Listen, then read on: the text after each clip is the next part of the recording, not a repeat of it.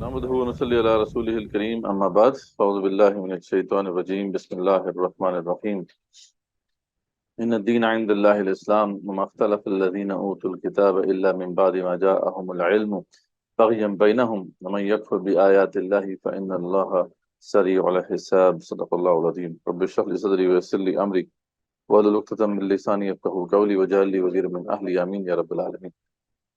الحمدللہ ہم نے رمضان سے پہلے پارٹ 1 کمپلیٹ کر لیا تھا، اور اس میں ہم نے جو مکی دور کا جو قرآن ہے وہ کور کیا تھا، اور آپ نے دیکھا کہ اس کے اندر زیادہ تر جو مباحث ہیں ان میں سب سے پہلے تو ایمان سے متعلق مباحث ہیں، وہ ہم نے پڑھے تھے۔ ایمانیات ثلاثہ خاص طور پہ تفصیل سے وہاں پہ ڈسکشن میں آئی ہے، یعنی جس میں ایمان باللہ، ایمان بالآخرت، ایمان بالرسالت، اس کے علاوہ بھی ایمانیات کے دیگر ٹینٹس ہیں وہ بھی ہم نے دیکھے تھے، ایمان بالقدر، ایمان بالقرآن یا ایمان بالکتاب، اور پھر اس کے بعد قصص الانبیاء اور ان کی کیا حکمتیں ہیں وہ بھی ہم نے کنکلوڈ کر لی تھی۔ اب ہم جو ہے مدنی قرآن جو ہے اس کے اہم مضامین، جو اہم ٹاپکس ہیں، ان کو اب سمجھنے کی کوشش کریں گے اس پارٹ 2 میں۔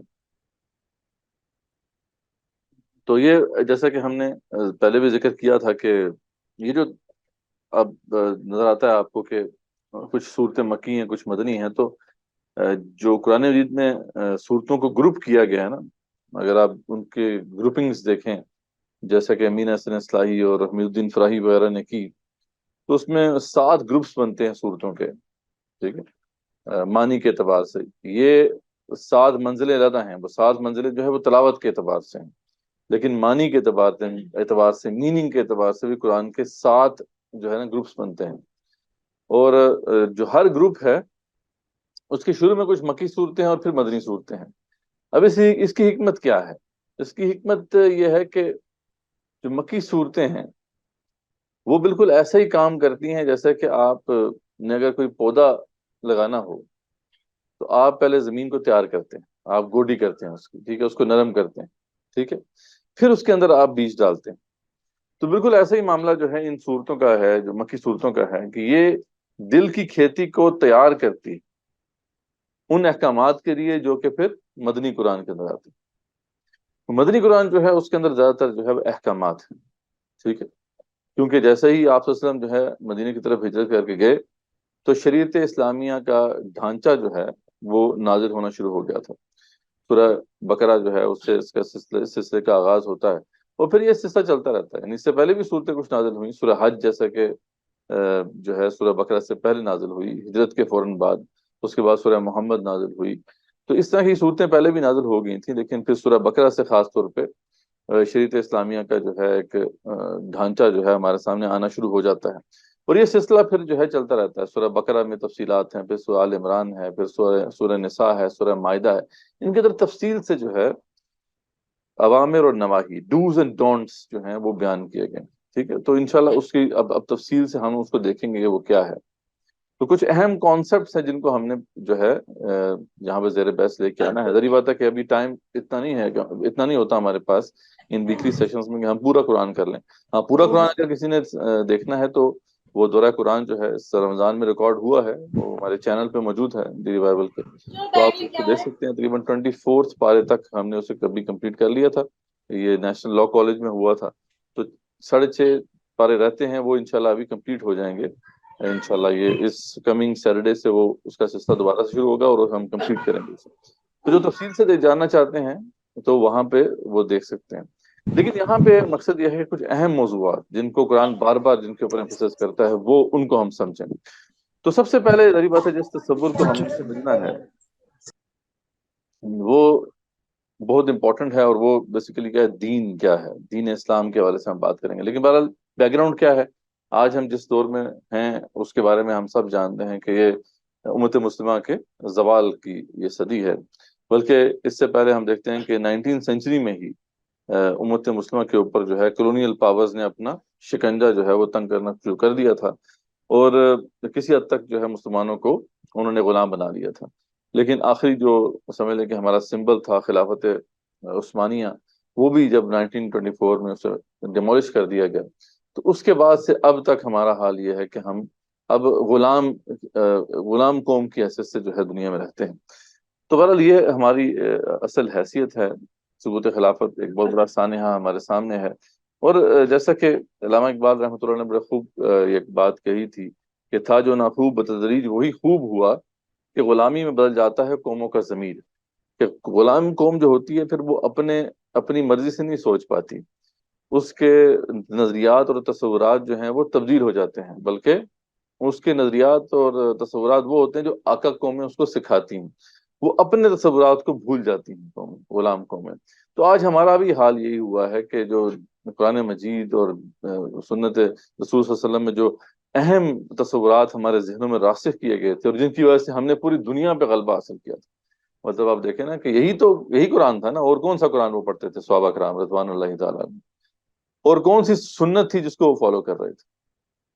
ٹھیک ہے، وہ یہی تھی نا، وہ یہی قرآن و سنت تھے، لیکن یہ ہے کہ وہ دنیا پہ حاکم تھے اور ہم اسی قرآن و سنت کو پڑھ رہے ہیں، لیکن آج ہمارا حال کیا ہے؟ ہم بالکل زوال کی انتہا جو ہے نا گہرائیوں میں ہیں۔ تو کوئی وجہ تو ہے نا، اس کی وجہ یہی ہے کہ ہمارے تصورات کے اندر پرورژن آ گئی ہے، ٹیڑھ آ گئی، اس کو پرورٹ کیا گیا ہے۔ اچھا، یہ کچھ ہوا بھی ہے، کچھ کیا بھی گیا ہے۔ وہ جو علامہ نے کہا تھا نا کہ وہ جو چاک کر دی ترک نادہ نے خلافت کی قبا، سادگی اپنوں کی دیکھ اوروں کی عیاری بھی دیکھ۔ تو سادگی اپنوں کی بھی ہے اور اوروں کی عیاری بھی ہے۔ اورینٹلسٹ جو تھے خاص طور پہ انہوں نے اسلام کو باقاعدہ سمجھا، پڑھا۔ بڑے بڑے اورینٹلسٹ جو ہیں ان کا نام آپ نے سنا ہوگا، مونٹگومری واٹ ہے یا ٹوائن بی ہے یا اس طرح کے اور جو بڑے لوگ ہیں، ان لوگوں نے باقاعدہ قرآن کو پڑھا، سنت کو پڑھا، اس نیت سے پڑھا کہ اس قوم کی کمزور چیزیں جو ہیں وہ ہائی لائٹ کی جائیں اور ان کی جو سٹرنگس ہیں ان کو ان سے جو ہے وہ چھین لیا جائے۔ اور انہوں نے بڑی کوشش کی، ظاہر بات ہے، 200 سال کی سٹرگل ہے ان کی۔ تو وہ، اور دوسرا معاملہ یہ ہے کہ کچھ اپنوں کی سادگی بھی ہے، کچھ ہم نے اپنا بھی برا حال کر لیا۔ تو آج اس لیے دین کا ہر تصور جو ہے وہ مس شدہ ہے، پرورٹڈ ہے، اس لیے ہم کریکٹ کرنے کی کوشش کر رہے ہیں۔ مکی دور کے جو قرآن میں بھی ہم دیکھ رہے کہ بہت سے جو اہم موضوعات تھے ہم نے ان کو کریکٹ کیا، ان کی اصل انڈرسٹینڈنگ آپ کے سامنے رکھی تھی۔ تو اب جو ہے مدنی قرآن کے حوالے سے بھی ہم یہ چیز سامنے رکھیں گے۔ تو یہ جو ہے اس کا اوورآل شیڈیول ہے، انشاءاللہ یہ بھی اس تقریباً 8 ہفتے ہی بنتے ہیں۔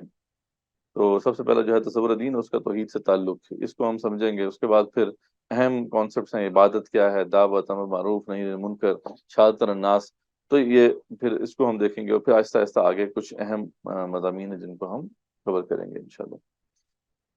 ذریعہ بات ہے یہ کورس کیونکہ یہ دوسرا پارٹ ہے تو اس لیے ضروری ہے کہ پارٹ 1 لوگوں نے کمپلیٹ کیا ہو۔ تو یہاں پہ زیادہ تر وہ لوگ بیٹھے ہیں جنہوں نے پارٹ 1 اٹینڈ کیا تھا، تو انشاءاللہ ان کے لیے مستانی ہوگا۔ تو سب سے پہلے جو ہے ذرا اس کو سمجھتے ہیں کہ کانسیپٹ آف مذہب کیا ہے آج کی دنیا میں۔ جو آج کی دنیا میں یہ کہا جاتا ہے کہ ریلیجنز جو ہے نا وہ عیسائیت ہے، یہودیت ہے، اسلام ہے، ٹھیک ہے۔ تو مذہب کا جو تصور ہمارے سامنے پیش کیا جاتا ہے اس کے اندر کیا کیا کمپوننٹس ہوتے ہیں؟ جب بھی ہم کہتے ہیں کہ یار کسی بھی شخص کا ریلیجن جو ہے وہ عیسائیت ہے، تو اس سے مراد کیا ہوتا ہے؟ ٹھیک ہے، اس سے مراد یہ ہوتی ہے کہ اس کے اندر کوئی سیٹ آف بلیفس ہیں، ایمانیات ہیں۔ کسی بھی ریلیجن کو جب ہم دیکھیں گے اٹھا کے، تو سب سے پہلے جو امپورٹنٹ اس کا چیپٹر ہوتا ہے وہ اس کا سیٹ آف بلیفس ہوتے ہیں، ٹھیک ہے، کوئی بھی ریلیجن ہے، ٹھیک ہے۔ اس کے بعد اس کی اندر جو ہے کوئی عبادت کا نظام ہوتا ہے، نظام عبادت ہوتا ہے، فارمز آف ورشپ ہوتے ہیں، ریچولز ہوتے ہیں، اور پھر رسومات ہوتی ہیں کچھ، ٹھیک ہے۔ جیسے آپ دیکھیں عیسائیت کو بھی اگر آپ دیکھ لیں، عیسائیت کا معاملہ کیا ہے کہ ان کے اندر عبادات کے حوالے سے، اچھا ایمانیات کے حوالے سے ان کا اپنا تصور ہے۔ ان کے ہاں تثلیث کا عقیدہ ہے، ٹھیک ہے، کہ عیسیٰ وہ جو father, son and the holy ghost, یہ ان کی ٹرینٹی ہے۔ پھر وہ کہتے ہیں کہ جی عیسیٰ اسلام کفارے پہ کفارہ پوری انسانیت کا کفارہ جو ہے دے دیا انہوں نے سولی چڑھ کے، یہ تصور ہے ان کا، اس لیے تمام لوگوں کے گناہ جو ہے وہ اپنے سر لے کے چلے گئے۔ تو اس طرح کے ان کے عقائد ہیں، کچھ سیٹ آف بلیفس ہیں۔ اچھا، اس طریقے سے ان کی جو عبادات ہیں وہ گرجے میں ہوتی ہیں، اتوار کے دن خاص طور پہ مخصوص ہے ان کا۔ اور پھر ان کی رسومات بھی ہیں، جب بچہ پیدا ہوتا ہے تو اسے بیپٹائز کرتے ہیں وہ، ٹھیک ہے، پانی ہولی واٹر میں ڈپ دیتے ہیں اس کو، یا پھر وہ فوت ہو جاتا ہے تو پھر اس کو وہ اس کا وہ فیونرل ہوتا ہے، جنازہ بھی ہوتا ہے۔ تو یہ ان کی جو ہے نا سیٹ آف بلیفس ہیں، فارمز آف ورشپ ہیں اور ریچولس ہیں۔ اس حوالے سے دیکھا جائے تو اسلام کے اندر بھی یہ چیزیں ہیں، ٹھیک ہے، اسلام کا اپنا سیٹ آف بلیفس ہے اور وہ ہم پڑھ چکے ہیں، ایمانیات ستہ جنہیں کہا جاتا ہے، 6 ایمانیات ہیں، ٹھیک ہے؟ اللہ پر ایمان، آخرت پر ایمان، رسالت پر ایمان، تقدیر پر ایمان، رسولوں پر ایمان، کتب پر ایمان، ٹھیک ہے؟ تو یہ جو 6 ایمانیات ہیں، یہ ہمارا وہ سیٹ آف بلیف بنتا ہے۔ جیسے عبادات بھی ہے ہماری، ہمارے ہمارے ہاں کیا ہے؟ نماز ہے، روزہ ہے، حج ہے، زکوٰۃ ہے، اس طرح عبادات کا معاملہ ہے، اور رسومات بھی ہیں، نکاح ہے، طلاق ہے، ساتھ یہ جو جنازہ ہے وغیرہ، عقیقہ ہے، ٹھیک ہے؟ تو یعنی اس لحاظ سے دیکھا جائے تو اور دنیا کے دیگر جو مذاہب ہیں ان کی طرح اسلام بھی ایک مذہب ہے، ٹھیک ہے؟ اچھا، ایک اور تصور بھی دنیا میں پایا جاتا ہے جسے ہم نظام کہتے ہیں، ٹھیک ہے؟ سسٹم کی کیوں ضرورت پڑتی ہے جی؟ کہ جب بھی کوئی انسانی معاشرہ وجود میں آتا ہے، جب بھی کچھ لوگ ساتھ مل کے رہنا شروع کرتے ہیں، تو ڈیفینیٹلی وہ معاشرہ جو ہے وہ جنگل بن جائے گا اگر اس کے اندر کوئی نظام نہیں ہوگا، ٹھیک ہے؟ اور ظاہر بات ہے جب نظام ہوتا ہے تو پھر اس کا رولر بھی ہوتا ہے، ٹھیک ہے؟ تو یہ جو ایشوز پیدا ہوتے ہیں جب انسانیت معاشرے کی شکل میں آنا شروع کرتی ہے، تو پھر اس کو حل کرنے کے لیے نظام بنائے گئے تھے۔ جیسے حاکمیت کا مسئلہ سب سے امپورٹنٹ مسئلہ ہے کہ بھئی اس سوسائٹی کے اندر رول کون کرے گا، کیونکہ کوئی بھی آپ نے قانون نافذ کرنا ہے تو اس کے لیے رولر تو بنانا پڑے گا۔ تو who would be the ruler, یہاں پہ حاکم کون ہوگا؟ تو یہ سیاسی نظام کا جو ہے دائرہ ہے کہ سیاسی نظام یہ طے کرتا ہے کہ یہاں پہ حاکم کون ہوگا۔ جیسے یہاں پہ سیاسی نظام کیا ہے پاکستان میں؟ جمہوریت ہے، ٹھیک ہے؟ تو جمہوریت کے اندر کے طریقہ کار بتایا گیا ہے کہ دیکھیں عوام جو ہیں وہ سب کے ساتھ ووٹ دیں گے اور اس کے ذریعے سے وہ رولرز طے ہوں گے، ٹھیک ہے؟ اور ان کی ایک ٹرم بھی ہوگی جو بھی 5 سال کے لیے، اور اس کے بعد پھر جس طرح بھی سلسلہ ہے۔ تو حاکمیت کے مسئلے کو حل کرنے کے لیے ہی سیاسی نظام جو ہے وہ بنایا گیا، اور دنیا کے اندر جو اس وقت سیاسی نظام ہے وہ 2 مین سیاسی نظام ہیں، یا تو بادشاہت ہے یا پھر جمہوریت ہے، یا پھر تیسرا بیچ میں کہہ لیں پارٹی ڈکٹیٹرشپ، جو کہ چائنا کے اندر یا روس کے اندر، ٹھیک ہے؟ تو سمجھ آ رہا ہے اس میں کوئی مشکل تو بات نہیں ہے، ٹھیک ہے؟ اس کے بعد پھر دوسرا مسئلہ، جب بھی کسی معاشرہ کوئی معاشرہ وجود میں آتا ہے تو یہ پیدا ہوتا ہے کہ یہاں پہ جو سرمایہ ہے یا یہاں پہ جو ایسٹس ہیں ان کا مالک کون؟ ٹھیک ہے؟ ظاہر بات ہے کچھ تو ذاتی ملکیت ہے، مطلب آپ کا کوئی پیس آف لینڈ ہے، آپ کا کوئی گھوڑا ہے، آپ کا کوئی جو ہے جانور ہے، یا آپ کا گھر ہے، یہ تو آپ کی ذاتی ملکیت ہوگی، ٹھیک ہے؟ اسی طریقے سے ایک دوسرے شخص کی ذاتی ملکیت میں کچھ چیزیں ہوں گی، لیکن اس کے علاوہ کسی بھی ٹیریٹری کے اندر بہت سے ایسا ایریا ہوتا ہے کہ جو کسی شخص کی ملکیت نہیں ہوتی۔ اسی طریقے سے جو ہے آپس میں اگر کوئی ٹریڈ ہوگی، اس سے سرمایہ جنریٹ ہوگا، ویلتھ جنریٹ ہوگی، تو یہ اس کا مالک کون ہوگا؟ اور وہ جو لینڈ جو ہے جو پورے اس ٹیریٹری کے اندر ایگزسٹ کرتی ہے، یا ریسورسز ہیں، پانی ہے اس کے اندر، جو ہے وہ معدنیات ہیں، آج کل تو بہت کچھ ہے نا، گولڈ ہے، سلور ہے، دیگر قسم کی منرلز ہیں، کمیونیکیشن ہے، یا اور بڑی چیز، اس کا مالک کون ہوگا؟ ٹھیک ہے؟ ملکیت کا مسئلہ ہے۔ تو اس کو طے کرنے کے لیے دنیا میں 2 جو ہے معاشی نظام موجود ہیں، اور وہ ہے ایک سرمایہ داری نظام ہے، کیپٹلزم، اور دوسرا کیا ہے؟ سوشلزم، ٹھیک ہے جی؟ اچھا، اس طریقے سے معاشرتی نظام ہوتا ہے۔ کوئی بھی جب معاشرہ وجود میں آتا ہے تو اس میں کچھ چیزیں طے کی جاتی ہیں کہ یار یہ اس معاشرے کی ویلیوز ہوں گی، ویلیو سسٹم ہوگا اس کا، اس معاشرے کی کوئی ایسی قدریں ہیں جن کو ہمیشہ جو ہے فالو کیا جائے، ٹھیک ہے؟ اس پر مشتمل ایک معاشرتی نظام وجود میں آتا ہے۔ تو اس وقت دنیا میں جو رائج معاشرتی نظام ہے اس کے اندر ہم دیکھتے ہیں کہ اس میں بڑی بڑی قدریں کیا ہیں؟ آزادی، ٹھیک ہے، فریڈم، یا پھر مساوات، ایکوالٹی، یا پھر جسٹس، ٹھیک ہے؟ یہی کہا جاتا ہے نا 3 چیزیں ہیں۔ تو یہ دنیا کے اندر جو رائج ہے ایک معاشرتی نظام ہے وہ یہ ہے۔ تو یہ جو ہے نظام کا ایک پوری ڈومین ہے، ٹھیک ہے؟ اچھا، اب یہاں پہ یہ ایک سوال پیدا ہوتا ہے، اور یہ بہت بڑا سوال ہے اس وقت جو ہے امت مسلمہ کے سامنے، کہ کیا اسلام محض ایک مذہب ہے، یا کیا یہ ایک نظام ہے، یا اس کے علاوہ کچھ ہے؟ یہ مطلب اسلام کیا ہے؟ ٹھیک ہے؟ تو اس حوالے سے ایک جو گروہ ہے وہ تو یہ کہتا ہے جی اسلام بھی مذہب ہے جیسے دیگر مذاہب ہیں، ٹھیک ہے؟ ایک گروہ یہ بھی کہتا ہے کہ اسلام ایک نظام ہے، ٹھیک ہے. لیکن اگر غور سے دیکھا جائے تو اسلام جو ہے اس کے اندر ہر چیز ہے. جیسے اسلام کے اندر عبادات، رسومات اور وہ سب چیزیں ہم نے دیکھی ہیں وہ ہیں، اسی طریقے سے اسلام میں نظام کے حوالے سے بھی واضح انسٹرکشن موجود ہیں. مطلب کسی جگہ پہ بھی سیاسی نظام جو ہے وہ ایسا نہیں بنایا جا سکتا جس میں حاکمیت کسی اور کو دے دی جائے اللہ کے سوا. یہ اللہ کے لیے قابل قبول نہیں ہے. قرآن میں آتا ہے کہ الحکم الا للہ، حکم تو صرف اللہ کا چلے گا. اور وہ جو سورہ حجرات میں اصول بیان کر دیا گیا کہ یا ایھا الذین آمنوا لا تقدموا بین یدی اللہ ورسولہ، کہ اللہ اس کے رسول پر سے تم آگے نہیں جا سکتے. کسی بھی معاشرے میں جو بھی قانون سازی تم کرو گے، جو بھی نظام تم مرتب کرو گے، کبھی بھی تم اللہ اور اس کے رسول پر سے آگے نہیں جا سکتے. جو انہوں نے طے کر دیا اس کو تمہیں ماننا ہوگا. ٹھیک ہے. اور اللہ سے ڈرتے رہو، واتقوا اللہ ان اللہ سمیع علیم، اللہ تعالیٰ سننے والا ہے، جاننے والا. اچھا، اسی طریقے سے ہم دیکھتے ہیں کہ معاشی نظام کے حوالے سے دنیا میں کیا بات کی گئی تھی کہ ملکیت یا تو ایک شخص واحد کے پاس ہوگی، یعنی فرد کے پاس زیادہ ملکیت ہوگی اور اسٹیٹ کے پاس کم ہوگی، ریاست کے پاس کم ہوگی. دوسرا نظام یہ ہے کہ ریاست کے پاس زیادہ ہوگی اور فرد کے پاس کم ہوگی. جیسے جو اشتراکی نظام ہے اور اس میں کیپٹلزم کے جو نظام ہے اس میں یہی فرق ہے. جہاں پہ کیپٹلزم ہے پاکستان میں، یہاں آپ دیکھتے ہیں کہ زیادہ ملکیت کس کے پاس ہے؟ فرد کے پاس ہے. کم ملکیت جو ہے وہ ریاست کے پاس ہے. جبکہ سوشلسٹ نظام میں ہوتا ہے کہ زیادہ جو ملکیت ہوتی ہے لینڈ کی یا ریسورسز کی وہ سب اسٹیٹ کے پاس ہوتی ہے اور کم ملکیت کس کے پاس ہوتی ہے؟ فرد کے پاس ہوتی ہے. ٹھیک ہے جی. لیکن اللہ کیا کہتا ہے؟ ملکیت تو اللہ کی ہے. کسی جگہ پہ بھی ملکیت جو ہے کسی اور کی نہیں ہو سکتی. ٹھیک ہے. ملکیت کس کی ہوگی؟ اللہ کی ہوگی. لہو ما فی السماوات و ما فی الارض، اسی کے لیے زمین و آسمان کی ہر شے ہے. ٹھیک ہے.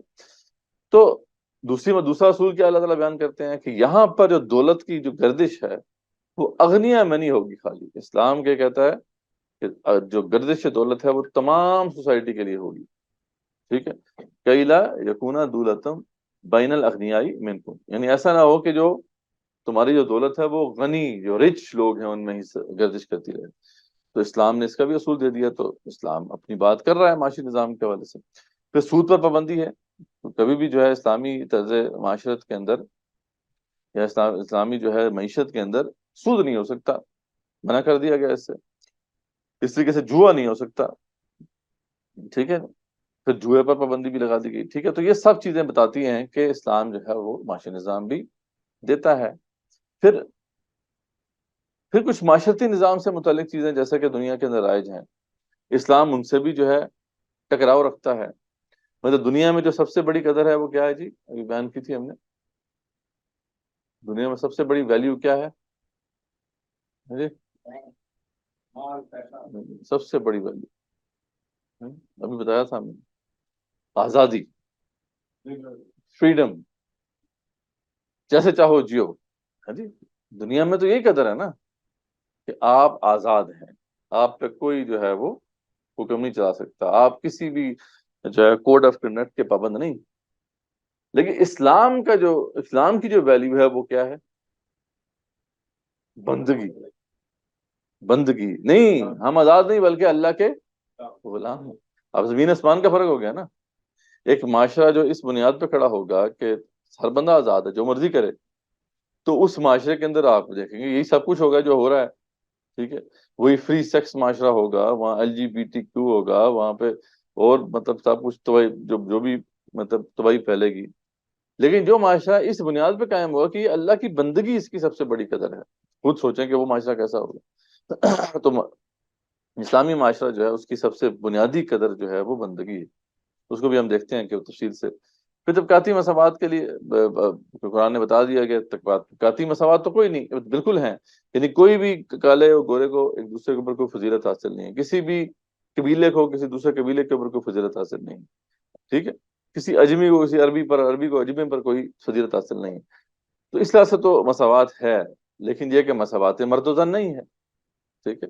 لیکن ویسٹرن معاشرہ جو ہے اس میں یہ بات کی جاتی ہے کہ ایبسولوٹ ایکوالٹی ہوگی، ہر سطح پہ ایکوالٹی ہمیں لے کے آنی ہے، اور مرد اور عورت کے درمیان بھی ایکوالٹی لے کے آنی ہے، جس کی وجہ سے ان کا فیملی سسٹم تباہ ہو گیا. ٹھیک ہے. تو یہ جو اسلام کی ویلیو ہے یہ بھی ویسٹرن جو ویلیو ہے جو ہم پہ مسلط کی گئی اس کے خلاف ہے. اسی طریقے سے جو ہے عدل کا تصور ہے، جسٹس کا تصور ہے دنیا میں. ان کا تصور یہ ہے کہ مین میڈ لاز جو ہیں ان کے مطابق عدل ہو جائے گا، جبکہ اسلام اس بات کو قبول نہیں کرتا۔ اسلام کہتا ہے کہ اللہ کے جب تک کے احکامات نہیں ہوں گے عدل نہیں ہو سکتا، ٹھیک ہے؟ تو آپ نے دیکھا کہ اسلام جو ہے وہ نظام سے متعلق بھی بڑی واضح انسٹرکشنز دیتا ہے۔ اچھا، اسلام جو ہے وہ ذاتی زندگی ہے، یعنی ایمانیات ہیں، عبادات ہیں، رسوم، اس سے متعلق بھی بڑی تفصیلی انسٹرکشن دیتا ہے، ٹھیک ہے؟ تو اسلام جو ہے بیسیکلی اس کے اندر مذہب کے بھی سارے معاملات ہیں اور نظام کے بھی سارے معاملات ہیں۔ تو اسلام بیسیکلی پھر کیا ہے، اور اس کے اندر ڈومیسٹک لائف بھی ہے، یعنی ہر قسم کی جو زندگی کا گوشہ ہے، چاہے وہ انفرادی زندگی ہو، چاہے وہ کلیکٹیو زندگی ہو، چاہے وہ ڈومیسٹک زندگی ہو، ان سب سے متعلق اسلام جو ہے اپنی انسٹرکشنز دیتا ہے۔ تو اس کا مطلب ہے کہ اسلام کو نہ تو ہم کہہ سکتے ہیں کہ خالی مذہب ہے، نہ ہی وہ ہم کہہ سکتے ہیں کہ یہ خالی نظام ہے، بلکہ اسلام کیا ہے جی؟ یہ دین ہے، اور دین ہوتا ہے مکمل ضابطہ حیات، کمپلیٹ کوڈ آف لائف، ٹھیک ہے جی؟ یعنی کوئی چیز جو ہے اس کے اندر رہ نہیں جاتی۔ تو یہ وہ بنیادی چیز ہے جو کہ اورینٹلسٹ نے اور جو مغربی وہ جو سازش تھی اس کے تحت ہمارے ذہنوں میں خراب کر دی۔ ہمارے ذہنوں میں یہ ڈال دیا گیا کہ اسلام بھی ایک ریلیجن ہے جیسا کہ باقی بھی ریلیجنز ہیں، اور اس کی وجہ سے کیا ہوا کہ ہمارے ذہن سے وہ نظام والا پہلو ختم ہی ہو گیا۔ اس لیے آپ دیکھیں مسلم جو دنیا ہے اس کے اندر مذہب تو اسلام ہی ہے ان کا، لیکن نظام جو ہے وہ کیا ہے؟ سیکولرزم ہے، ٹھیک ہے جی؟ حالانکہ اسلام تو کسی اور نظام کو قبول نہیں کرتا، اسلام کا تو اپنا نظام ہے نا، جسے نظام خلافت کہتے ہیں، ٹھیک ہے؟ تو بہرحال یہ پہلا تصور ہے جو کہ ہم نے اچھی طریقے سے دیکھا کہ اسلام جو ہے وہ دین ہے، اور دین کیا ہوتا ہے؟ دین مکمل ضابطہ حیات ہوتا ہے۔ اسلام نہ تو خالی ریلیجن ہے اور نہ ہی خالی نظام ہے، ٹھیک ہو گیا؟ یہاں تک تو کلیئر ہے؟ کسی کو کوئی کوشچن ہے کسی کے ذہن میں تو بے شک پوچھ لے۔ کلیئر ہے یہاں تک؟ ٹھیک ہو گیا۔ تو یہ پہلا کانسیپٹ ہے جو کہ ہم نے ابھی کریکٹ کیا اسلام کے متعلق، کہ اسلام ہے کیا، ٹھیک ہے؟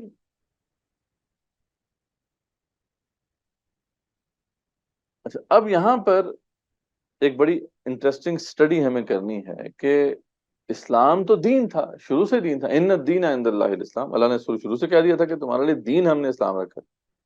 تو یہ مذہب کیسے بن گیا؟ دین اسلام جو ہے یہ آج مذہب کی شکل کیوں اختیار کر گیا؟ اور یہ کیا وجہ ہے کہ یہ جو نظام سے متعلق ساری چیزیں اس سے مسلمان جو ہے بالکل لاپتہ ہیں؟ تو اس کے پیچھے ایک پوری ہسٹری ہے، اس کو ہمیں ذرا دیکھنا ہے۔ یہ ہسٹری جو ہے شروع ہوتی ہے عیسائیت کی ہسٹری سے، یعنی عیسائیت کی تاریخ اگر ہم دیکھیں تو اس میں 16 سینچری میں جو ہے کچھ تبدیلی واقع ہوئی، لیکن اس سے بہت پہلے ایک بنیاد ایسی پڑ گئی تھی جس نے پھر آگے جا کے پھر سیکولرزم یا ایسے تصور دین یا تصور مذہب کی بنیاد ڈالی جس کے اندر نظام سے متعلق کوئی چیز نہیں تھی۔ یہ ساری کہانی شروع ہوتی ہے سینٹ پال سے، ٹھیک ہے جی؟ کہ جب سب سے پہلے یہ سینٹ پال ہی تھا نا جس نے عیسائیت میں ایسے عقائد شامل کر دیے کہ جو بہت زیادہ غیر عقلی تھے، irrational تھے، ٹھیک ہے؟ یعنی عیسیٰ علیہ السلام نے تو یہ بات نہیں کی تھی نا کہ میں بھی اور میں جو ہے بیٹا ہوں خدا کا، یا یہ ٹرینٹی ہے، خدا اور اس کا بیٹا اور ہولی گوسٹ، یہ ٹرینٹی بنتی ہے، یا میں جو ہے کفارے پہ سب کے گناہ لے کے چڑھ گیا ہوں سولی۔ تو اس طرح کی باتیں تو عیسیٰ علیہ السلام نے تو نہیں بتائی تھی۔ یہ سینٹ پال تھا اصل میں، یہ ان کے زمانے میں تقریباً عیسیٰ اسلام کے کوئی 4-5 سال بعد جو ہے یہ پیدا ہوا، اور پھر اس نے جو ہے ایک نئے دین کی بنیاد ڈالی۔ بیسیکلی اب جو عیسائیت ہے وہ پالزم ہے، یہ وہ سینٹ پال کے نظریے کے اوپر ہے، وہ اصل عیسائیت تو ہے نہیں۔ تو اس کے اندر ایسے غیر عقلی نظریات اس نے ڈال دیے تھے کہ اب ڈیفینیٹلی کوئی بھی اگر عقل استعمال کرے گا تو پھر وہ عیسائی نہیں رہ سکتا، جو پال کی عیسائیت تھی وہ اس پہ نہیں رہ سکتا۔ اسی لیے پھر کیا ہوا، جب بعد میں عیسائیت پھیلنا شروع ہوئی اور تقریباً جو ہے 3rd سینچری میں کانسٹنٹین جو ایمپرر تھا، رومن جو ایمپرر تھا، اس نے جب عیسائیت قبول کر لی، تو اب مسئلہ شروع ہو گیا کہ جب عیسائیت قبول کر لی اس نے، اور کہا کہ اب پوری جو رومن امپائر ہے اس کا مذہب جو ہے وہ عیسائیت ہوگا، تو ڈیفینیٹلی جو جتنے بھی مذہبی لوگ تھے اس وقت، ان کو بڑا اثر و رسوخ حاصل ہو گیا جب بادشاہی ان کے مذہب کے اوپر آ گیا۔ تو اس پہ جب کوشچن اٹھایا جاتا، جب دلیل مانگی جاتی کہ بھئی یہ جو آپ نے عقائد گھڑ لی ہیں یہ کہاں سے لے کے آئے ہیں، اس کی کیا بنیاد ہے، تو اس پہ ان کے پاس کوئی جواب نہیں ہوتا تھا۔ انہوں نے کانسٹنٹین سے کہا کہ بھئی یہ جو سوال اٹھا رہے ہیں لوگ، ان کی منہ بند کرو، کیونکہ اگر یہ لوگ بولتے رہیں گے تو عیسائیت سے تو لوگ متنفر ہو جائیں گے۔ تو یہ کانسٹنٹین نے پھر یہ سلسلہ شروع کیا کہ جو بھی بات ایسے کرتا، کوئی بھی اگر اعتراض اٹھاتا تو اس کو پکڑ لیا جاتا، اگر وہ چرچ کے اندر سے کوئی بندہ ہوتا، کوئی پادری ہوتا، تو اس کو ایکسکومینیکاڈو کر دیا جاتا، اس کو چرچ سے دفع جو ہے باہر دفع کر دیا جاتا۔ تو یہ سلسلہ شروع ہوا، لیکن بعد میں جب جسٹینین کا زمانہ آیا، اس وقت تک عیسائیت کو بہت زیادہ اثر و رسوخ مل چکا تھا۔ سکس یہ جو سینچری تھی، یہ یعنی عیسیٰ اسلام کو گئے ہوئے تقریباً 500 سال گزر چکے تھے، تو ان کو بہت زیادہ پھر اثر و رسوخ مل چکا تھا عیسائیت کو۔ تو جسٹینین نے پھر وہ مشہور جو ہے ورڈکٹ پاس کیا کہ اب فلسفہ اور سائنس اس کو پڑھنا حرام۔ وہ جو پلاٹو نے جو ہے اکیڈمی بنائی تھی، اس کو بھی بند کر دیا اس نے کہا جی جو بھی یہ پڑھے گا وہ دہری ہی ہوگا، ٹھیک ہے۔ اب ذرا یہ پتا ہے، سائنس اور فلسفہ جب پڑھنا آپ چھوڑ دیں گے، یعنی ایسے علوم جن سے انسان کی جو ہے وہ عقلی نشوونما ہوتی ہے، انٹلیکچوئل جو ہے وہ گروتھ ہوتی ہے، جب وہ آپ نالج پڑھنا چھوڑ دیں گے تو پھر کیا ہوگا؟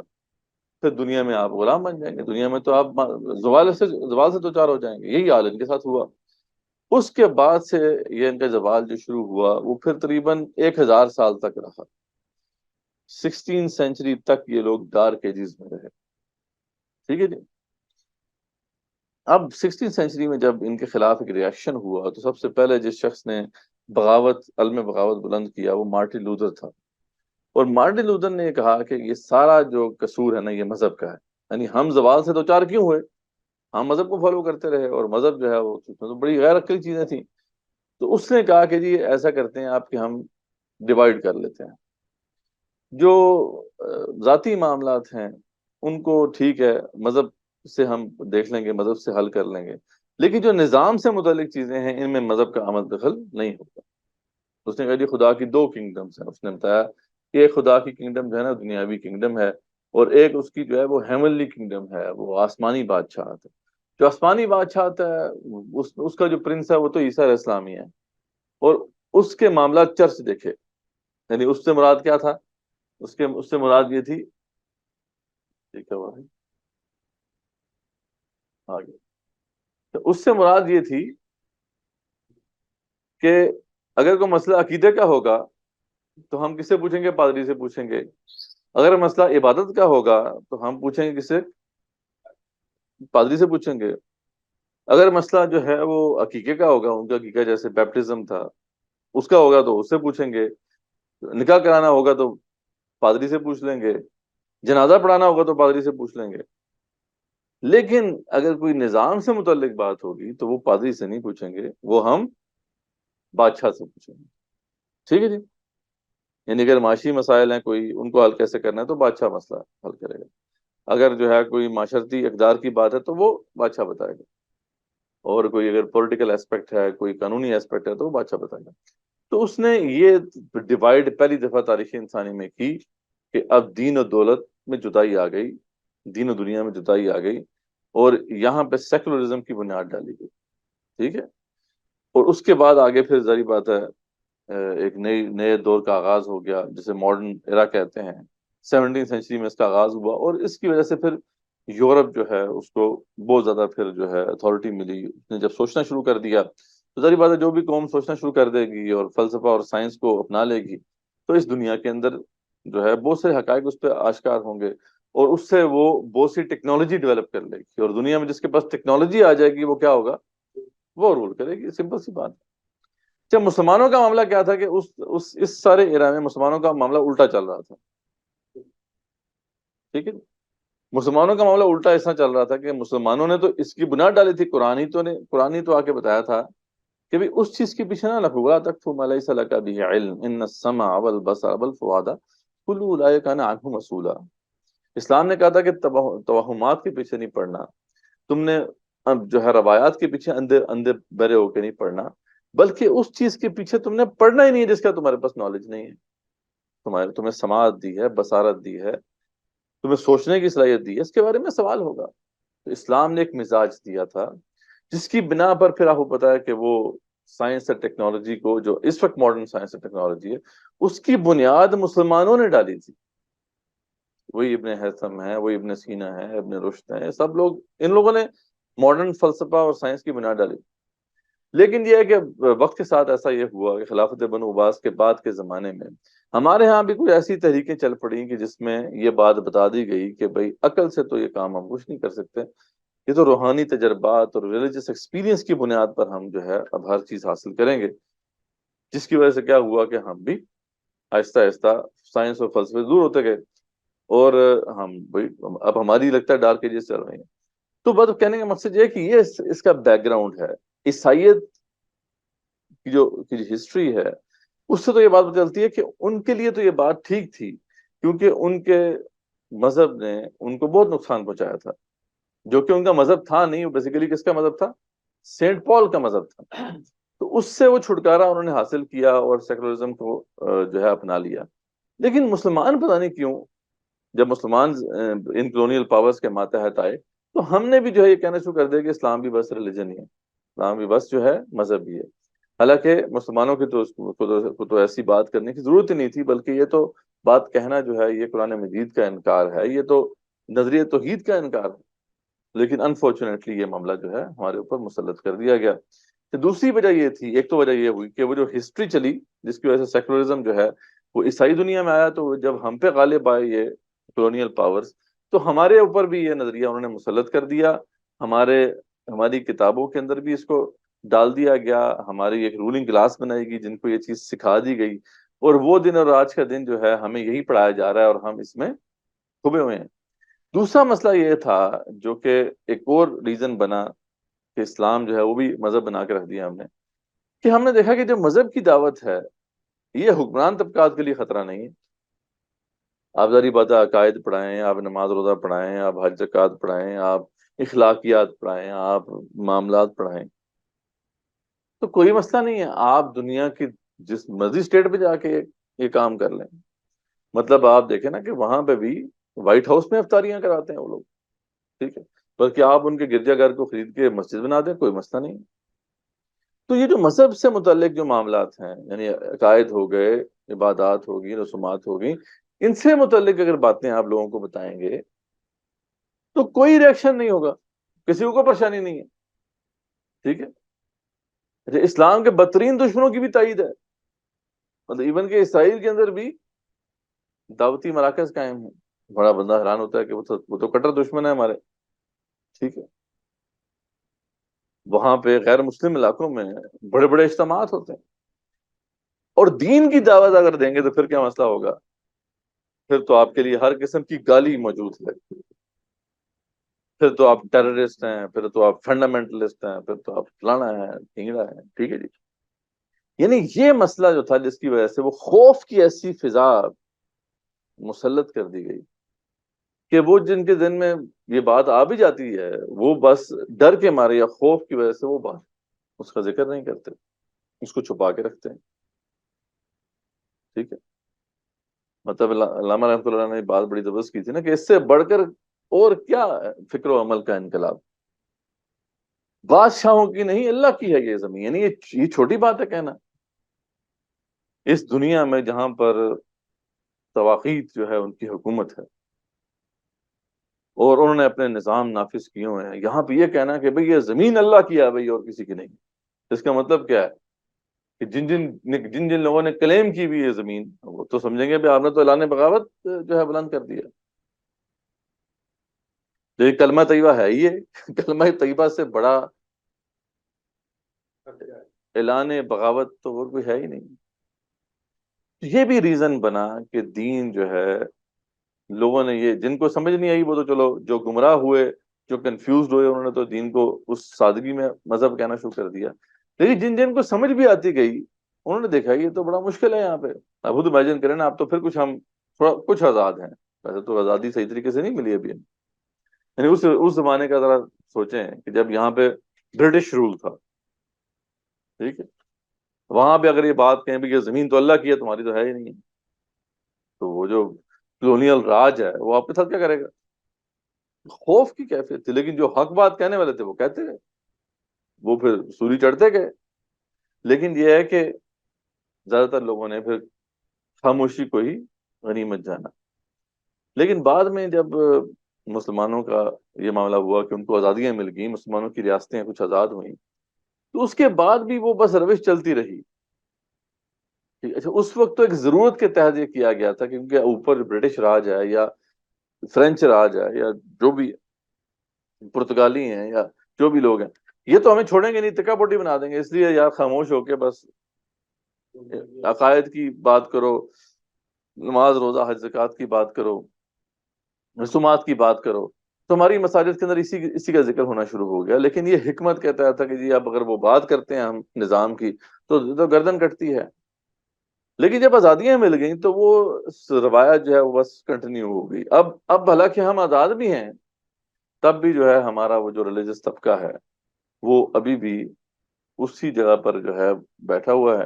وہی نماز روزہ حج زکوٰۃ ہے، اسی کے مسائل ہیں. تو یہ جو نظام سے متعلق ساری بحث ہے یہ ہم نے بھلا دی. ہم نے کہا جی کہ یہ تو ہمارا کام ہی نہیں کرنے کا. تو اس لیے پھر جو ہے دین کا تصور مسخ ہو گیا. تو اس پورے بیک گراؤنڈ کو مد نظر ضرور رکھنا چاہیے تاکہ کلیئر ہو سکے کہ دین اسلام کی اصل حقیقت کیا ہے. ٹھیک ہے جی. تو امید ہے اس بحث سے یہ کلیئر ہو گیا ہوگا کہ یہ جو دین کا تصور تھا، اسلام ایک دین ہے جو مکمل ضابطہ حیات ہے، یہ کس طریقے سے محدود کر دیا گیا مذہب کے دائرے میں. حالانکہ یہ مذہب کے دائرے میں محدود نہیں کیا جا سکتا. ٹھیک ہے جی. اب توحید کے ساتھ اس کا کیا تعلق ہے، یہ بڑا اہم ہے کہ جب ہم کہتے ہیں آمنت باللہ کما ہوا باسمائہ و صفاتہ وقبلت جمیع احکامہ اقرارا باللسان و تصدیق بالقلب، کہ تمام اسماء اور صفات کے ساتھ اللہ کو ماننا ہے. تو دیکھو اللہ تعالیٰ کی صفات میں تو کئی ایسی صفات بھی ہیں کہ جن کا ڈائریکٹ تعلق جو ہے وہ حکومت سے ہے، سرداری سے ہے. یعنی اللہ تعالیٰ مالک الملک ہیں، اللہ تعالیٰ جو ہے العدل ہیں، اللہ تعالیٰ المتکبر ہیں. ٹھیک ہے، یہ ساری اللہ کی وہ صفات ہیں کہ اگر آپ اسلام کو ایک مکمل ضابطہ حیات نہیں مانیں گے اور آپ یہ نظریہ اپنا لیں گے کہ بھی اسلام جو ہے وہ تو محض جو ہے وہ نماز روزہ حج زکوٰۃ رسومات عبادات تک ہی محدود ہے اور اس کے اندر نظام سے متعلق کچھ احکامات نہیں ہیں، تو بیسیکلی آپ اللہ تعالیٰ کی ان تمام صفات کا ہی انکار کر رہے ہیں. تو اور یہ سورہ یونس میں آتا ہے نا کہ جس کا ذکر ہم نے پہلے بھی کیا تھا، جب ان سے پوچھا جائے، اللہ فرماتے ہیں کہ ان سے ذرا پوچھے تو صحیح کہ کون ہے جو کل من یرزقکم من السماء والارض ام من یملک السمع والابصار، ان سے پوچھو تو صحیح کہ تمہیں زمین آسمان میں رزق کون دیتا ہے. جو اللہ کو وہ رازق بھی مانتے تھے، اللہ تعالیٰ کو وہ سماعت اور بصارت کا مالک بھی مانتے تھے. ومن یخرج الحی من المیت ویخرج المیت من الحی، اور مردہ کو زندہ سے، زندہ کو مردہ سے کون نکالتا ہے، ان سے پوچھو تو وہ بھی مانتے تھے. ومن یدبر الامر، اور کون ہے جو تدبیر کرنے والا ہے امور کی، یعنی مسبب الاسباب کون ہے، اس کو بھی وہ مانتے تھے اللہ. یعنی اللہ کو خالق، رازق، زندگی اور موت کا مالک، سماعت و بصارت کا مالک، اور اللہ تعالیٰ کو وہ مسبب الاسباب بھی مانتے تھے. تو پھر وہ مشرک ایسے ہو گئے. مشرک اس لیے تھے کہ اللہ کی وہ ان تمام صفات کا انکار کرتے تھے جن کا تعلق جو ہے اس دنیاوی زندگی میں سرداری سے ہے. ٹھیک ہے. تو اللہ تعالیٰ کو الحکم نہیں مانتے تھے، العدل نہیں مانتے تھے، الحکیم نہیں مانتے تھے، العلیم نہیں مانتے تھے. تو تو دنیا کے اندر ظاہری بات ہے پھر دو ہی قسم کے نظام جیسا کہ آج ہیں. یا تو بادشاہ کے قوانین ہیں، ایک طرف تو کہتے ہیں بادشاہ جو ہے وہ قوانین طے کرے گا اور باقی سب کو ماننا ہے، اور دوسری طرف جو ہے وہ پارلیمنٹ اور کانگریس جو ہے ان کے قوانین کو کہا جاتا ہے کہ یہ سب سے زیادہ جو ہے ٹاپ پر قوانین ہیں، ان کو سب کو ماننا ہوگا. جبکہ اسلام جو ہے ان دونوں کو قبول نہیں کرتا. اسلام تو کہتا ہے کہ سب سے اوپر کس کا حکم ہوگا، اللہ کا حکم ہوگا. تو اس لیے اگر کوئی بندہ جو ہے اسلام کو محض مذہب مانتا ہے، کوئی بھی مسلمان، تو بیسیکلی وہ توحید کو بھی صحیح طریقے سے نہیں مانتا. ٹھیک ہے جی. تو اس بات کو بھی مد نظر ضرور رکھنا چاہیے. ٹھیک ہے جی. اور یہ بات باقاعدہ سورۃ توبہ میں جو ہے اس پورے مسئلے کو ایکسپلین کیا گیا ہے کہ اللہ تعالیٰ فرماتے ہیں کہ جب انہوں نے عیسائیوں نے جو ہے عیسیٰ ابن مریم کو اللہ کا بیٹا بنا کر شرک کیا، تو ان کے اوپر ایک اور بھی چارج شیٹ لگی تھی، جن کے بارے میں جس کے بارے میں وہ سمجھ نہیں سکے. ٹھیک ہے، ان سے بتایا گیا کہ اتخذوا احبارهم ورهبانهم اربابا من دون اللہ، ان لوگوں نے اپنے علماء اور مشائخ کو رب بنا لیا ہے. والمسیح ابن مریم، اور عیسیٰ ابن مریم کو بھی رب بنا لیا ہے. اچھا، اس وقت جو تھے وہ عدی بن حاتم ایک بڑے بڑے مشہور جو ہیں، وہ حاتم تائی کے بیٹے تھے، بہت بڑے مشہور عیسائی عالم تھے. یہ اس وقت موجود تھے جب یہ آیت نازل ہوئی. تو یہ رسول اکرم صلی اللہ علیہ وسلم کے پاس آئے اور پوچھا کہ آپ ہمیں یہ بتائیں کہ یہ جو کہا گیا ہے کہ ہم نے اپنے علماء اور مشائخ کو رب بنایا ہوا ہے، یہ بات تو درست نہیں ہے. یعنی ہم نے عیسیٰ ابن مریم کو تو رب بنایا ہے، ان کے سامنے ہم کھڑے بھی ہوتے ہیں، ان سے دعائیں بھی مانگتے ہیں، لیکن ہم نے علماء اور مشائخ کو تو یہ مقام نہیں دیا ہوا، تو یہ ہمیں کیوں کہا گیا ہے؟ یہ اس پہ رسول اکرم صلی اللہ علیہ وسلم فرمایا کہ جب شریعت کے فیصلے تمہارے علماء اور مشائخ کرتے تھے، جبکہ اللہ کی کتاب میں فیصلہ کچھ اور ہوتا تھا، تو تم کس کے فیصلے کو حتمی مانتے تھے؟ اللہ کی کتاب کے فیصلے کو یا علماء اور مشائخ کے فیصلے کو؟ انہوں نے کہا ہم علماء اور مشائخ کے فیصلے کو حتمی مانتے تھے، یہی تو ان کو رب بنا لینا ہے. ٹھیک ہے، یعنی رب سے مراد یہی نہیں ہے کہ اس کی صرف پرستش کی جائے، اس کے سامنے جو ہے مراسم عبودیت جو ہے بجا لائے جائیں، بلکہ رب وہ بھی ہوتا ہے جس کو سپریم لیجسلیٹو اتھارٹی دے دی جائے. آج کل کے زمانے میں، جیسے آج کل کے کانٹیکسٹ میں دیکھیں، یعنی کسی بھی ایسی باڈی کو یا کسی بھی ایسے شخص کو جب آپ کہہ دیتے ہیں کہ یہ یہاں کے قوانین طے کرنے کی سپریم اتھارٹی رکھتا ہے، تو بیسیکلی آپ نے اس کو رب بنا دیا، کیونکہ اس حوالے سے جو سپریم اتھارٹی ہے وہ کس کے پاس ہے جی؟ اللہ کے پاس ہے. یہاں پہ جو بھی مسلمانوں کا اگر حاکم ہوگا کوئی، تو وہ ان معاملات میں تو اپنا کوئی فیصلہ دے سکتا ہے کہ جس میں قرآن و سنت کی کوئی واضح فیصلہ موجود نہ ہو. جہاں واضح فیصلہ آ گیا وہاں تو اس کو تو اجازت ہی نہیں ہے. تو یہ بات ساری جو ہے ہمارے سامنے واضح کر دی گئی کہ یہ بھی توحید کا انکار ہے. اللہ آگے کیا فرماتے ہیں؟ وما امروا الا ليعبدوا الها واحدا، حالانکہ ان کو اس کے سوا اور کوئی حکم نہیں تھا کہ صرف ایک واحد اللہ کی بندگی کریں. لا الہ الا ہو، اس کے سوا کوئی الہ نہیں ہے. سبحانہ عما یشرکون، اللہ پاک ہے اس سے جس سے یہ شرک کرتے ہیں. تو یہ سارا کانسیپٹ بھی اب ہمارے سامنے جو ہے وہ اب آ گیا. اس پہ کوئی کوشچن کسی کا ہو تو وہ پوچھ لیں کہ اسلام جو ہے وہ ایک مکمل ضابطہ حیات ہے، وہ ایک دین ہے، اور اس کو کیسے مذہب بنا دیا گیا وہ بھی ہم نے دیکھ لیا، سارا کانٹیکسٹ کیا ہے. وہ پھر ہم نے یہ بھی دیکھ لیا کہ اگر کوئی بندہ جو ہے اسلام کو محض ایک مذہب مان لیتا ہے تو بیسیکلی وہ توحید کا ہی انکار کر رہا ہے، وہ نظریہ توحید کو ہی نہیں مان رہا. جو بھی نظریہ توحید کا ماننے والا ہے وہ کبھی بھی اسلام کو محض مذہب نہیں کہہ سکتا، وہ کبھی بھی قبول نہیں کر سکتا کہ اللہ کے سوا کسی اور کو سپریم لیجسلیٹو اتھارٹی دے دی جائے.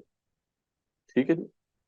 اب یہ ایک بڑی بنیادی بات ہے جو امت مسلمہ میں آج جس کا شعور نہیں.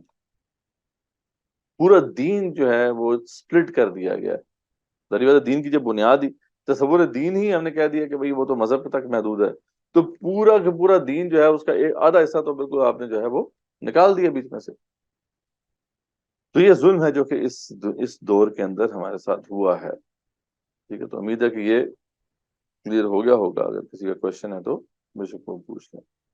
بس ایک اور پوائنٹ جس کو ہم کر کے پھر ہم دیکھتے ہیں کہ آگے کیسے ہم لے کے چلیں گے، کہ دیکھیں اب جب دین کا تصور ہمارے سامنے آ گیا، ٹھیک ہے جی، اب ہم تصور دین کے حوالے سے یہ دیکھیں گے کہ اس کے مطالبات کیا ہیں. یعنی دین کا کانسیپٹ سمجھ میں آ گیا کہ یہ تو کمپریہنسو کانسیپٹ آف لائف ہے. تو اب ہم دیکھیں گے کہ اس کے مطالبات کیا ہیں، دین کے فرائض کیا ہیں. ٹھیک ہے، اور اس حوالے سے مدنی قرآن جو ہے وہ بھرا پڑا ہے. مطلب پورا مدنی قرآن بیسیکلی اسی کے اوپر بیس کرتا ہے. اس کے اندر کیا ہے، یا تو ڈوز ہیں یا ڈونٹس ہیں، یہی بیان کی یہ کرو یہ نہ کرو. ٹھیک ہے، اور اس کا لب لباب یہ ہے کہ جو بھی قرآن مجید میں احکامات بیان کیے گئے ان سب کو ہمیں پورا کرنا ہے، جنت پھر ملے گی. ٹھیک ہے، یعنی جنت جو ہے وہ اس وقت تک نہیں مل سکتی جب تک کہ جتنے بھی اللہ نے احکامات قرآن میں دیے ہیں اور جو مدنی قرآن جس سے بھرا پڑا ہے، ان سب کے سب کو ہمیں بجا لانا ہے، تب جنت ملے گی۔ اور اگر ہم ان میں سے کچھ کو بجا لائے اور کچھ کو نہ بجا لے کے آئے تو پھر کیا ہوگا؟ ہے جی، پھر کیا ہوگا؟ جہنم میں جانا پڑے، ٹھیک ہے۔ تو دو راستے ہیں جی جنت میں پہنچنے کے، دو راستے ہیں۔ ایک تو ڈائریکٹ جنت میں جانے کا راستہ، ٹھیک۔ دوسرا جو راستہ ہے وہ اب ایک کرم ہے اللہ تعالیٰ کا، کہ وہ یہ ہے کہ جہنم سے ہو کے پھر جنت پہ جانے کا راستہ۔ یعنی وہ مسلمان جنہوں نے شرک نہیں کیا، یعنی بڑے گناہوں سے وہ بچے رہے، شرک جیسے خاص طور پہ جو گناہ ہے اس سے بچے رہے، قتل نہیں کیا انہوں نے، اس طرح کے بڑے گناہ۔ بعض جو ہے صحابہ کرام میں جو جیسے ابن عباس کا یہ نظریہ تھا کہ جس نے قتل کر دیا اس کی بھی اب نجات نہیں ہو سکتی، جیسے کہ مشرک کی نجات نہیں ہو سکتی۔ یعنی مشرک کوئی بندہ ہے اگر مسلمان مشرک بن جائے تو اب وہ ہمیشہ جہنم میں رہے گا، اب وہ جنت میں نہیں جا سکتا۔ لیکن زیادہ تر جو اسکالرز ہیں ان کی رائے ہے کہ اس کے علاوہ جو بھی اگر گناہ ہوتا ہے ان سے تو اس کی سزا بھگتنے کے بعد وہ پرموٹ ہو سکتا ہے جنت کے لیے۔ تو یہ جو دو راستے ہیں ان میں ایک راستہ تو یقیناً مشکل ہے، یعنی ڈائریکٹ جنت میں جانا آسان نہیں ہے، اس کے لیے بڑی مطلب ہمیں کوشش کرنی ہوگی، تمام ڈوز اینڈ ڈونٹس جو ہیں ان کو سامنے رکھنا ہوگا۔ اور دوسرا پھر راستہ وہی ہے کہ جو کمی کوتاہی ہوگی تو پھر جہنم میں سے ہو کے وہاں پہ جانا ہے۔ ہاں یہ ہے کہ اللہ یہ ہے کہ انسان جو ہے وہ توبہ کرے، استغفار کرتا رہے، جو کمی کوتاہی ہوتی ہے اسی وقت وہ اللہ کے سامنے جھک جائے تاکہ اس کا وہ جو ہے نا وہ کھاتا کلیئر ہوتا جائے۔ لیکن اگر تو اس کے کھاتے میں وہ گناہ لکھے رہ گئے تو بہرحال پھر اسے اس کا پھر خمیازہ بھگتنا ہوگا، اب جہنم میں اپنی ٹرم پوری کرنی ہوگی۔ تو یہ ایک پورا تصور ہے جو کہ اوور آل مطالبات دین کے حوالے سے ہمارے سامنے آتا ہے، ٹھیک ہے جی۔ اب ہم جو ہے انشاءاللہ جو پہلا فرض ہے اس کو مختصر سا بس ایک ٹچ کرتے ہیں اور پھر نیکسٹ ٹائم اس کو تفصیل سے دیکھ لیں گے۔ سب سے پہلی جو چیز، جو سب سے پہلا تقاضا ہمارے سامنے آتا ہے اللہ کی طرف سے، وہ یہی ہے کہ تم عبادت کرو۔ یا ایھا الناس اعبدوا ربکم، سورہ بقرہ کے بالکل آغاز میں آ جاتا ہے، اے لوگو اللہ کی بندگی اختیار کرو۔ مکی دور میں بھی یہ بات آ گئی تھی، وما خلقت الجن والانس الا لیعبدون، ہم نے جن انسانوں کو کس لیے پیدا کیا کہ اللہ کی بندگی کریں۔ لیکن یہ تصور بھی ہمارے ہاں پرورٹڈ ہو گیا، کیونکہ ہم جس کانٹیکسٹ میں اس کو دیکھتے ہیں، جب بھی لفظ عبادت ہمارے سامنے آتا ہے تو ہمارے سامنے آ جاتا ہے، ہمارے سامنے جو کانسیپٹ آتا ہے ہمارے ذہن میں وہ تو آتا ہے عبادات کا، یعنی عبادت سے مراد کیا ہے؟ نماز روزہ حج زکوٰۃ۔ حالانکہ عبادت کا تصور یہ نہیں ہے، جو قرآن مجید میں عبادت کا تصور پیش کیا گیا ہے وہ ایک مکمل اطاعت، مکمل بندگی، مکمل غلامی کا تصور ہے۔ اس لیے عبادت اور عبادات میں فرق ہے۔ اللہ کا تقاضا اعبدوا ربکم ہے، یہ نہیں کہا گیا کہ تم بس نماز ادا کرو یا روزہ کرو یا حج کرو بس۔ اور اعبدوا ربکم یعنی عبد یعبدو کا جو لفظ ہے، یہ عرب تو اس سے بڑے اچھی طریقے سے واقف تھے، کیونکہ اس زمانے میں تو جو غلامی کا جو ایک پورا ادارہ تھا، انسٹیٹیوشن تو موجود تھا، ان کو تو پتا تھا کہ بندگی کیا ہوتی ہے، ٹھیک ہے، بندگی سے مراد ہوتی ہے غلامی، ٹھیک ہے۔ تو یہ جو تصور ہے یہ ہمارے ہاں کیونکہ اب ناپید ہو چکا ہے، اس لیے ہمیں یہ کلک نہیں ہوتا کہ ہم کہتے ہیں اللہ کی بندگی اختیار کرو تو ہمارے سمجھ نہیں آتی، کیونکہ یہاں پہ غلامی ایگزسٹ نہیں کرتی ہے، یہاں پہ تو نوکری ایگزسٹ کرتی ہے، نوکری تو غلامی نہیں ہوتی ہے، نوکری تو کسی خاص کام کے لیے ہوتی ہے، کسی خاص وقت کے لیے ہوتی ہے۔ غلامی جو ہوتی تھی وہ ہم وقت ہوتی تھی، اس میں کوئی ٹائم طے نہیں ہوتا تھا، نہ کوئی کام طے ہوتا تھا۔ غلام کا مطلب تھا کہ یار یہ ساتھ ہے، جو مرضی سے کام کراؤ، اور وہ چوں چرا نہیں کر سکتا تھا، اس نے اپنا پورا کام کرنا ہوتا تھا۔ تو ہم اللہ کے غلام ہیں، یہ ہے بندگی سے مراد۔ اس کو اگر ہم سمجھ جائیں تو پھر بہت سے مسئلے حل ہو سکتے ہیں، کیونکہ یہ کانسیپٹ ہمارے ہاں کنفیوزڈ ہے، اس لیے آپ دیکھتے ہیں کہ ہمارے ہاں عبادات کو جو فالو کرنے والے تو بڑے لوگ ملتے ہیں، حاجی صاحب جو ہیں وہ ہر سال حج بھی کرتے ہیں، وہ نماز بھی پڑھتے ہیں، وہ شاید تہجد بھی پڑھتے ہیں، لیکن معاملات کے اندر ان کی چھری سب سے تیز ہے، ہاں جی۔ وہ جناب دوسرے کو اگر جو ہے کوئی مالی نقصان پہنچانا ہو تو سب سے آگے بڑھ کے وہ پہنچاتے ہیں، اخلاقیات ان کی تباہ شدہ ہیں۔ تو یہ مسئلہ جو اس لیے آیا کہ عبادت کا تصور ہم نے نہیں سمجھا، عبادت سے مراد تو پوری غلامی ہے۔ تو اللہ کی غلامی اور مخلوق کی غلامی میں بہرحال فرق یہ ہے کہ اللہ کی غلامی جو ہوتی ہے وہ محبت کے جذبے سے ہوتی ہے. دنیا میں جو غلامی کا تصور ہے وہ تو مجبوری میں بھی ہو جاتا ہے. بڑی بات ہے, دنیا میں اگر کوئی غلام ہے تو وہ مجبوری کا غلام ہے, وہ محبت سے تو غلام نہیں بنانا. لیکن اللہ کی غلامی ہم دل کی آمادگی سے پیار کرتے ہیں. تو یہ ساری دلیل ہم پڑھ چکے ہیں اس کی, جو کہ اللہ تعالیٰ کی بندگی اختیار کرو اس کا تقاضا ہے. اب اس کا پورا جو ہے عمل کے دائرے ہیں سارے. ٹھیک ہے جی, عبادت جو ہے یہ چھوٹی چیز نہیں ہے. ٹھیک ہے, اس میں عبادات و رسومات بھی ہیں, اس میں معاملات بھی ہیں. ٹھیک ہے, اس میں نماز, روزہ, حج, زکوٰۃ, نفل نمازیں, یا پھر عمرہ, صدقات ہیں, نکاح, عقیقہ, جنازہ, یہ ساری چیزیں ہیں. پھر معاملات ہیں, ایفا عہد ہے, امانت کی پاسداری ہے, پھر تجارت کے بے و تجارت کے معاملات ہیں, طلاق ہے, رجوع ہے, خلا, لیان, یہ سب جو ڈومیسٹک لائف سے متعلق احکامات ہیں, وراثت کے قوانین ہیں, حلال و حرام خوراک کی بات ہے, حدود قوانین ہیں, یہ سارے معاملات اس کے اندر ایڈ ہو جاتے ہیں. پھر اخلاقیات ہیں, اچھے اخلاق ہیں, برے اخلاق ہیں, صبر و تحمل, توکل اللہ, ایثار و قربانی, عدل و اعتدال, شفقت و رحمت, شرم و حیا, احسان و بھلائی, سچائی, کرم کرنا, جود و کرم کرنا, تواضع و انکساری, یہ سب اچھے اخلاق ہیں جن کو ہمیں آبزرو کرنا ہے, ان کو اپنی زندگی میں لے کے آنا ہے. اور برے اخلاق سے دور رہنا ہے, جس میں ظلم ہے, حسد ہے, دھوکہ, ریا, خود پسندی, جو سستی, کاہلی, تہمت, غیبت, استہزاء, یہ سب برے اخلاق ہیں. پھر حقوق العباد ہیں, صرف اللہ کے حقوق نہیں, بندوں کے حقوق ہیں. والدین کے سب سے پہلے حقوق ہیں, اولاد کے حقوق ہیں, بھائی کے, بہن کے, خاوند, بیوی, قرابت دار, پڑوسی, مسلمان, کافر, یہاں کافروں کے بھی, مطلب ان کے بھی کچھ حقوق ہیں. ٹھیک ہے, کہ جو کافر, جانوروں کے بھی حقوق ہیں. ٹھیک ہے, تو عبادت کا پورا دائرہ ایک بنتا ہے. ٹھیک ہے, اور پھر اس میں وہ ایسپیکٹس بھی آتے ہیں کہ جو جس میں دعوت اور جہاد فی سبیل اللہ بھی ہے, جس کو ہم تفصیل سے دیکھیں گے, اور کبائر سے اجتناب بھی ہے. ٹھیک ہے, اب کبائر میں آپ دیکھیں تو جو ہے اس کے اندر جو ہے وہ بھی تقریباً جو ہمارے جو ہیں امام ذہبی نے جو ہے 70 کبائر جو ہے ان کو نقل کیا ہے. ٹھیک ہے, اذان ہو جائے تو انشاءاللہ سے کنکلوڈ کرتے ہیں. اللہ اللہ.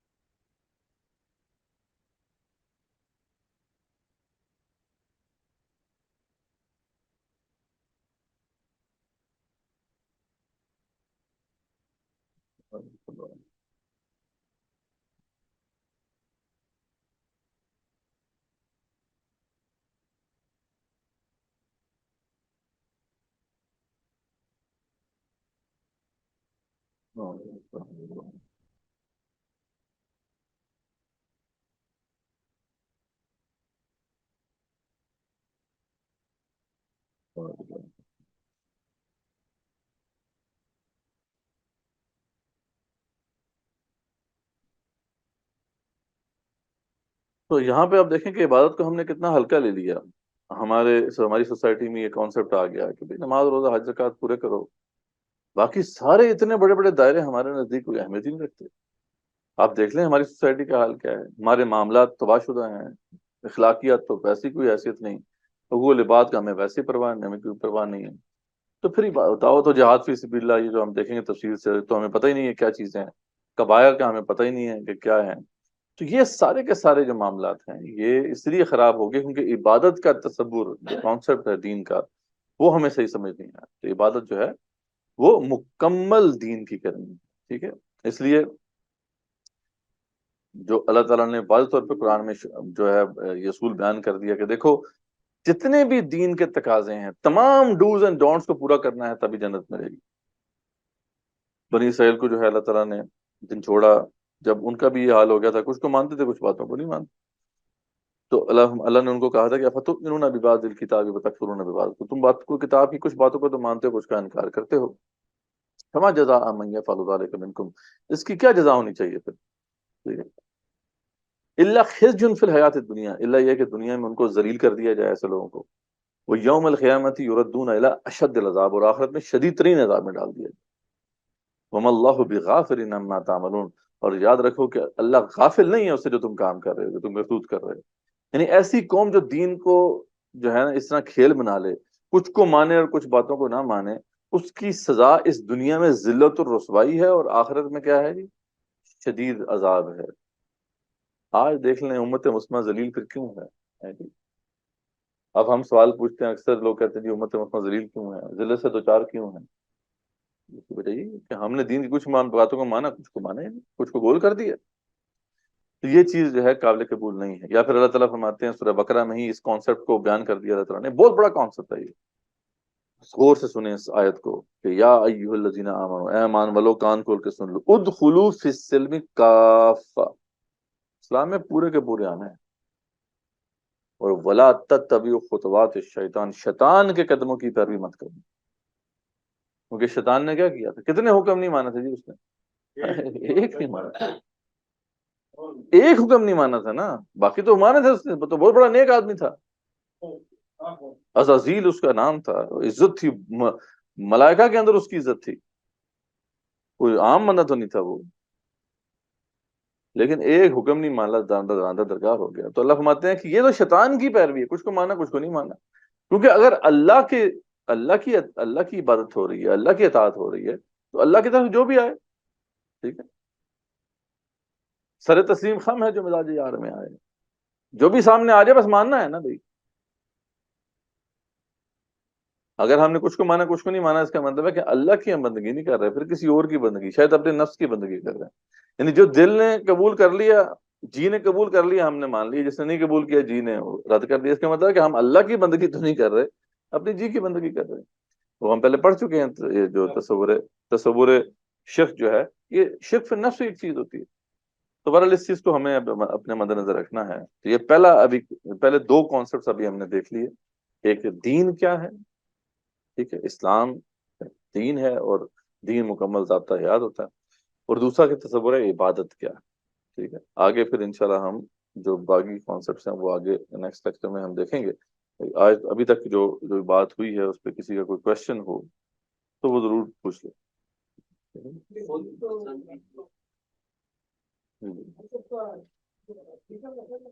ہاں، لفظ تو مذہب عربی زبان میں بھی ہے، ذہبہ سے ہے، مطلب جانے کی راستہ. یعنی ہاں، مطلب ایک راستہ جسے کہتے ہیں نا. یعنی مذہب عام طور پہ جو ہے جسے مذاہب اربع کہتے ہیں، جو مذہب حنفیہ یا مذہب حنبلیہ یا مالکیہ، یہ ان کو مذہب کہا جاتا ہے. لیکن اسلام کے اندر، یہ قرآن مجید کے اندر کہیں اسلام کے لیے مذہب کا لفظ نہیں آیا، نہ ہی حدیث کے اندر مذہب کا لفظ آیا.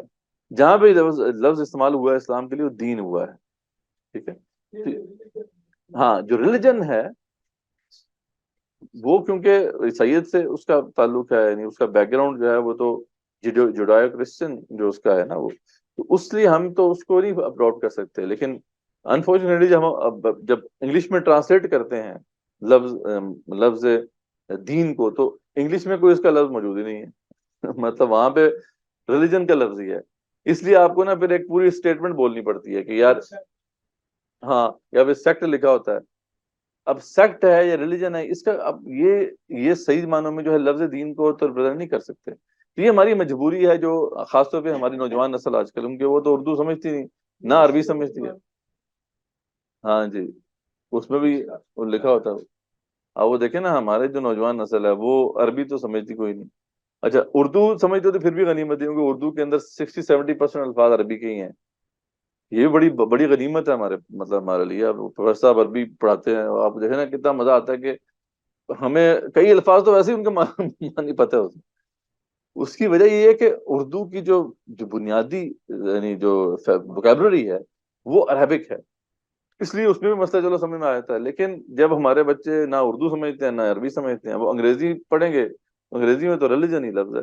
اب وہاں سے جب ان کے ذہن میں کانسیپٹ آئے گا، وہ تو وہی آئے گا جو کہ عیسائیت کے والے سے ہے، کرسچینٹی کے والے سے ہے، جوڈائزم کے والے سے. اس لیے انگلش زبان میں کوئی دین پڑھنا یہ صحیح بات نہیں ہے، کیونکہ بہت سی جو ہے چیزیں آپ انگلش میں سمجھ نہیں سکتے. تو یہ انفارچونیٹلی اب یہ ہمارا جو کانسیپٹ نوجوان نسل میں انجیکٹ ہو رہا ہے وہ تو یہی ہے کہ جی اسلام تو بس ایک پرسنل میٹر کا معاملہ ہے.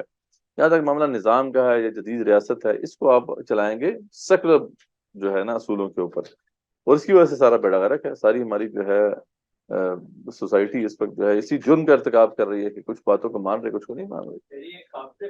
جی جی.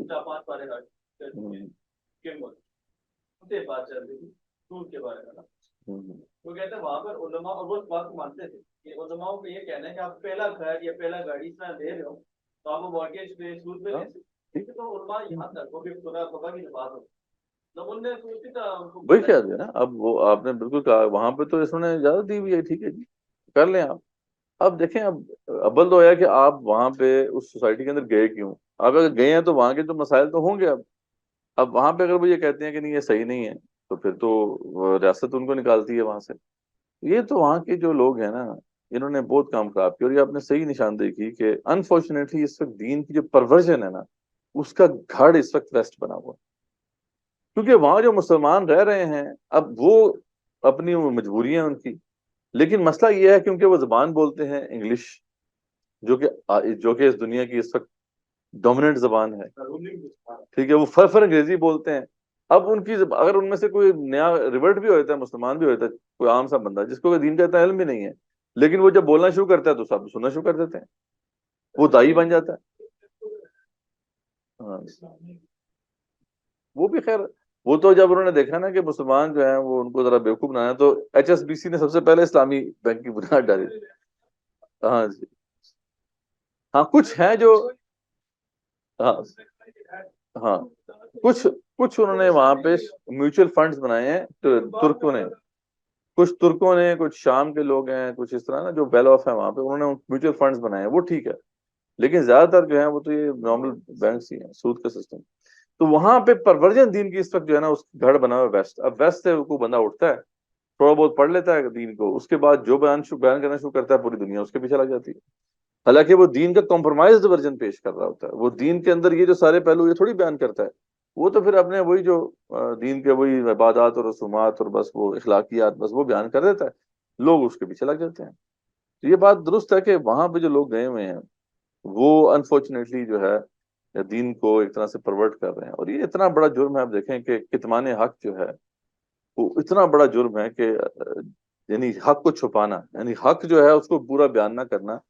کہ اس کے بارے میں اللہ تعالیٰ نے تو فرمایا نا کہ بنی اسرائیل کے جو علماء یہ کام کرتے تھے تو اللہ تعالیٰ قیامت والے دن ان سے کلام تک نہیں کرے گا، ان کو دیکھے گا بھی نہیں. وہ اس قابل ہی نہیں ہے کہ ان سے بات بھی کی جائے.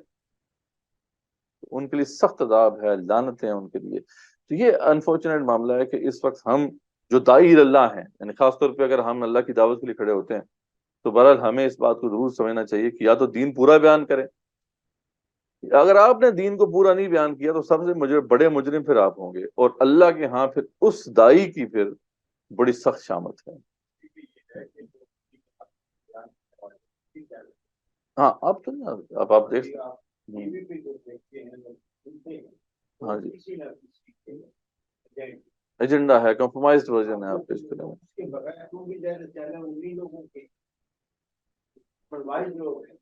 صحیح بات. چلیے جزاکم اللہ خیر. انشاءاللہ اسے کنکلوڈ کرتے ہیں. سبحانک اللہم و بحمدک نشہد ان لا الہ الا انت نستغفرک و نتوب الیک.